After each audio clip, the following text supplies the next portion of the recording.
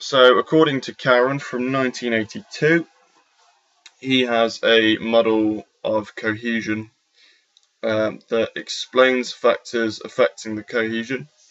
And those factors are environmental, personal, leadership, and team. So, environmental factors are the ones that shows that the groups are closer with each other, which means, like in terms of location, say if like one of the team members lived next door, you'd be more likely to kind of see them more often and create a better bond with them. And you tend to be more cohesive as you've got more opportunities to interact with each other and form relationships with each other. So you're going to be more likely to help them out. So, I mean, like for example, me and one of my personal mates, like Ollie, he lives near me, so I go to see him quite a lot. So, in that respect, if we were to perform in a team sport together, I'd be more likely to communicate with him more and work with him better. The pros of this are that you get to learn about your teammates better, and you get to create a better bond.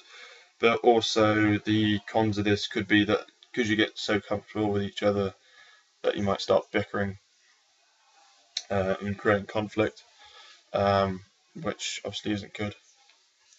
So you've got personal factors, which are the individual characteristics of group members.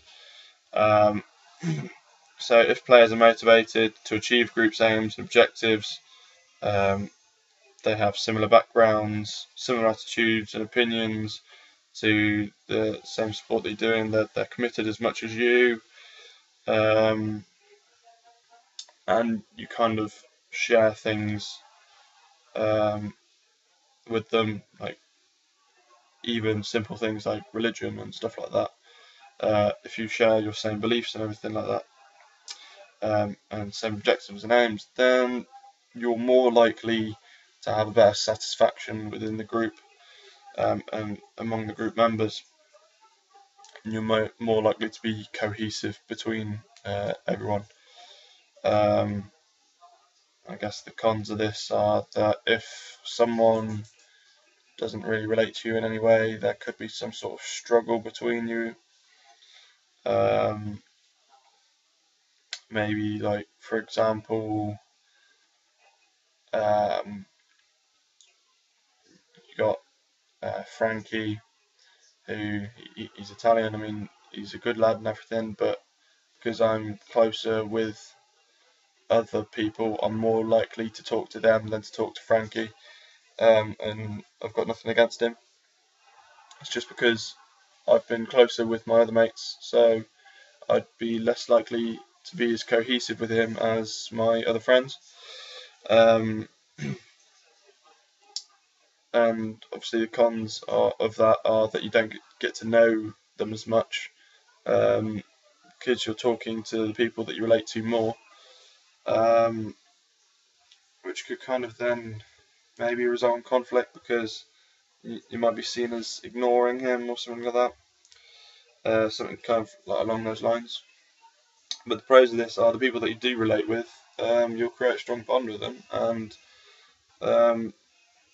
you should be a lot more satisfied if you have a group full of people who are all around like the same like aims and objectives as you.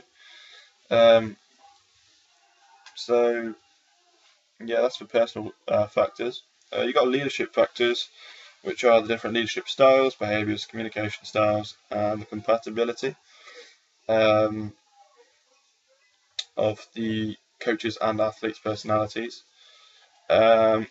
So to be able to have leadership factors, it means that, say, when we were at Skern Lodge, there'd be different people that would lead, and through that they'd demonstrate their different behaviours the way that they talk and the different styles that they had when they were selective leaders.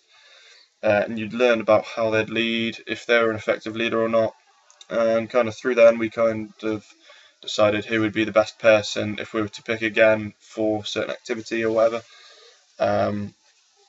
And the pros of this are like you find out who is good as a leader and who can be a captain for the team. But the con of this is that people might end up having conflict over who wants to be the leader within that team. For team factors, if the team can stay together for a long period of time, experience a range of successes and failures together, and be involved in decision making, the group's more likely to be productive and cohesive because they've shared a lot of experience together. Different, obviously different ranges of losing, winning. They've been through it all, so they learn how to deal with those situations. And the longer you're within a team, the more you're going to get to know the way they play and how to kind of respond to certain situations. For example, if I were to talk about, say, like my group of friends again, I'd be more productive and cohesive with my mates because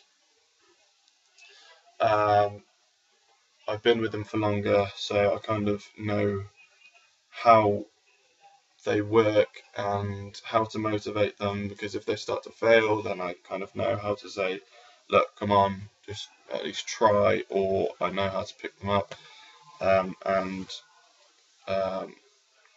lead them into being more productive. But con of it could be that you become more of an independent person within the team, and it might lead to being kind of more sarcastic towards people and be like, oh, what the hell are you doing, mate? Come on. Like, you're more opinionated towards that person, and because you've been through so much with them, it kind of might even turn into like a brother-sister relationship kind of thing, or like two brothers. You might just start getting sick of each other. That'd be a con of it. But it's more likely that if you spend so much time together and having certain experiences with each other, you're more likely to be productive out of it.